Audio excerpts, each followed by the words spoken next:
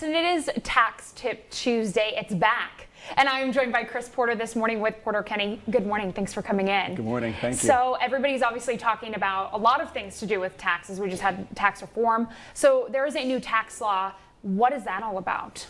Well, the tax reform, the new tax law that was passed a couple weeks ago and signed into law, it starts January 1st of 2018. Right. So within the next several months, many of us are going to be filing our 2017 tax returns, and those will be unaffected by the new tax law. Right. We're kind of a year behind. That's right. All those effects. That's right. So next year, when we file tax returns, we're really going to see the full effect of that new tax law. So what is it exactly? What's changing? Well, there are many changes.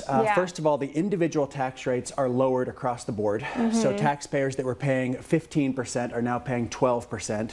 If you were very wealthy and paying 39.6%, you're now in the 37% marginal tax rate. So that's number one. Number two, they've limited a lot of deductions, and the one that most people are talking about now is the deduction for state and local taxes, such as property taxes, has been limited to $10,000.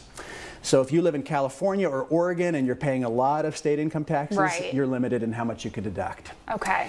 And finally, for business owners, corporations used to pay 35%, they're now at 21%. Right. And then smaller businesses actually have a new deduction of 20% of their net business income. Interesting stuff. And I've read some pieces that people who itemize this may affect them in a different way. How does that work? That's right, because the standard deduction has essentially been doubled, so less people will itemize deductions under the new tax law. Interesting stuff. Of course, always good to ask the professionals when going to tackle those. But again, this year, taxes for 2017 not really affected too much by that new law.